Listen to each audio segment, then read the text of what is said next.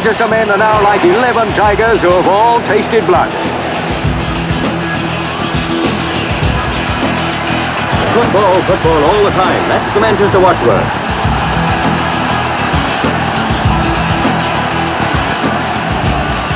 United they call them, and united they are. And that was one in the cup.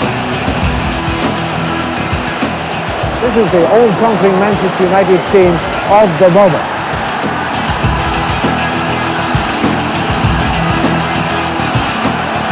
Here comes the man that they would have for Prime Minister, President and everything. The Stretford end rejoices. And even by Manchester United standards, this is simply stunning. The Premier Club in the Premier League, that is Manchester United.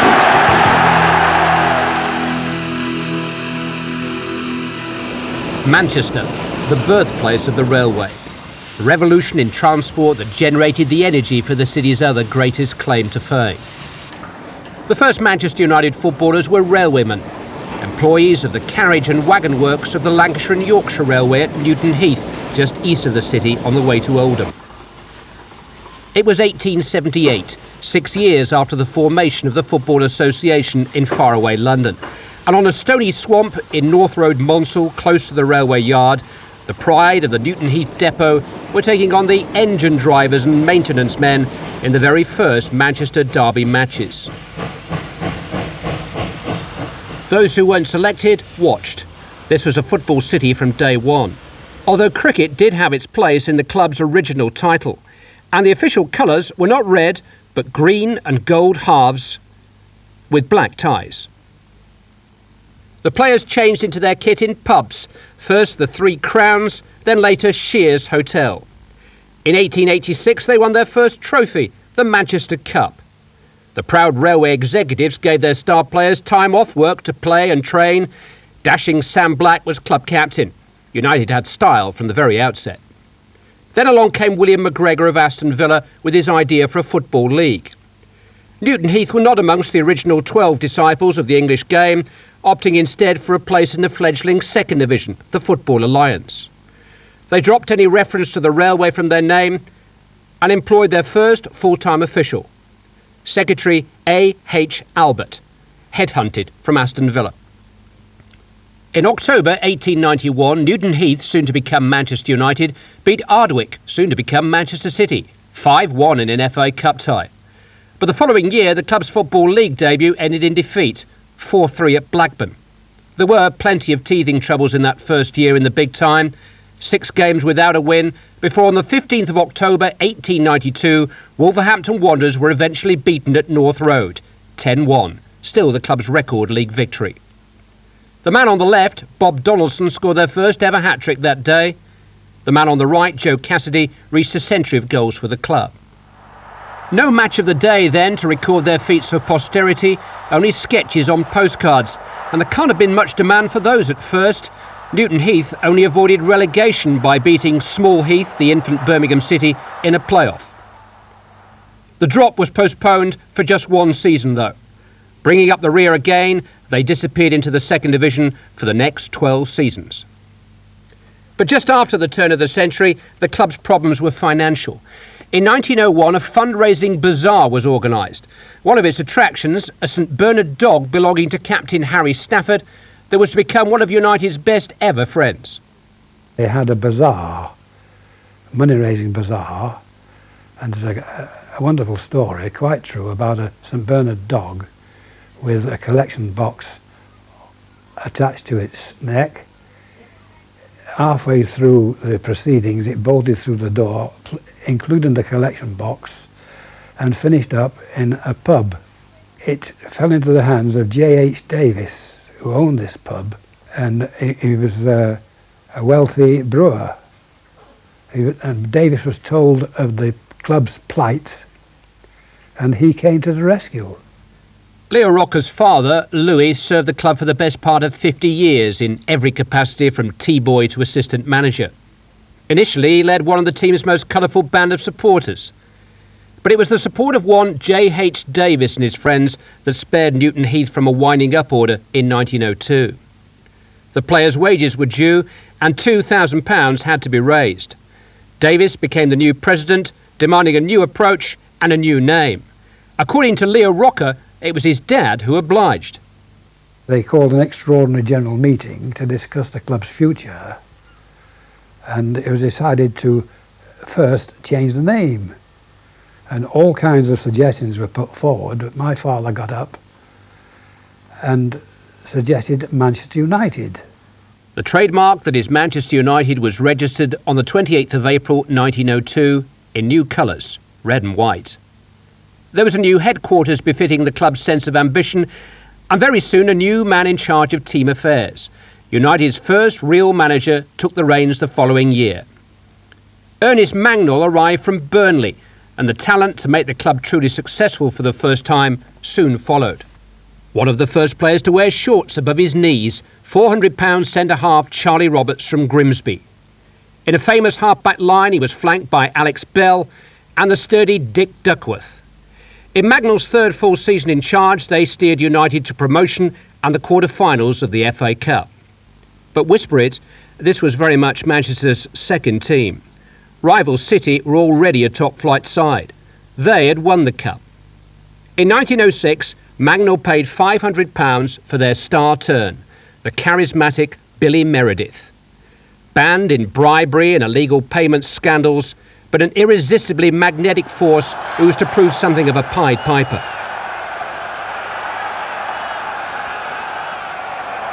Britain's best fullback, Herbert Burgess, followed him across town, along with striker Jimmy Bannister. The league title was on the way too. Whereas City had never managed to win the championship, in 1908 their old boys Meredith, Burgess, Bannister and co. won it by a country mile, setting a new league points record. Showing the way to goal in that team, another cross-border acquisition, Sandy Turnbull, a cup winner with City, the scorer of the cup winner for United in 1909. Mulga, Stacey and Hayes, Duckworth, Robertson, Bell, Meredith, Halls, Turnbull and Wall. At Crystal Palace, 1-0. Turnbull's goal came in the 22nd minute after Halls had struck the Bristol City crossbar. Meredith was named man of the match. The team spent Sunday and Monday revelling and sightseeing in London, returning to a Lord Mayor's reception at the Town Hall on Tuesday with United's first FA Cup. But a couple of months later, the same players were outcasts, suspended by the authorities for their determination to stand by their rights to belong to a players' union. Happily, the powers that be backed down because United were about to take one of their most momentous steps. In February 1910, the club moved to Old Trafford, a new stadium financed by J.H. Davis, who had plunged a massive £60,000 into the project. In front of 50,000 or more, Liverpool were the first opponents. Sandy Turnbull scored the historic first goal at the stadium, but the visitors spoiled the party, winning 4-3. It was over 18 months before United lost another game at their famous home. October 1910, the first moving pictures of football at Old Trafford. Pictures never before broadcast. This was United in their second championship season at home to Newcastle. It was the climax of the Magnall era, and it was to be the club's last title for more than 40 years. These are unique images of a bygone era of sharp hats and droopy moustaches, referees in lounge suits, players in button vests and knee-length shorts and hobnail boots. A mystical football world that had to be seen to be believed. One of my great thrills was leaving the ground in a massive crowd as a youngster and going over the railway bridge to the tram car, quite a distance, lifting my feet up off the ground and being carried along by the crowd. I thought it was wonderful. I quite looked forward to that at the end of the match. At the end of the season, United put 5 past Sunderland, whilst the title favourites Aston Villa were tripping over struggling Liverpool. Champions by a single point. But the times were changing. J.J. Bentley took over as secretary-manager as Magnall departed for Manchester City of all places. The title team was breaking up quickly, and in 1914, John Robson was recruited from Brighton to try and revive the club's fortunes. War intervened, and United emerged on the other side in the charge of yet another manager, John Chapman, and different players like Frank Barson, a Sheffield blacksmith turned centre-half. Geordie Minor, Joe Spence, who played a then record 510 games for the club at outside right. And gentleman Clary Hilditch, who actually had a spell as player-manager in the mid-20s following Chapman's mysterious suspension by the FA. It had been a modest spell for the club, 3 seasons spent in the second division, promotion in 1925 offering only brief encouragement. Secretary Walter Crickmer was for a while temporary manager after United had first turned to Middlesbrough's Herbert Bamlett, once a league referee. It was one of the more unfashionable spells in their history.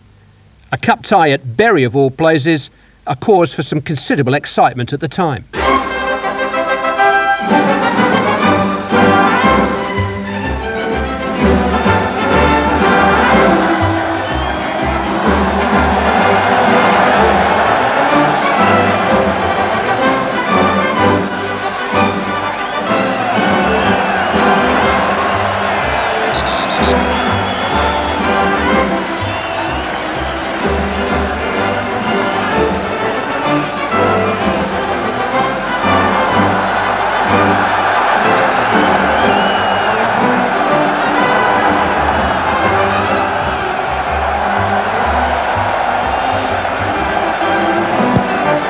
The 1930s were a decade of depression for United.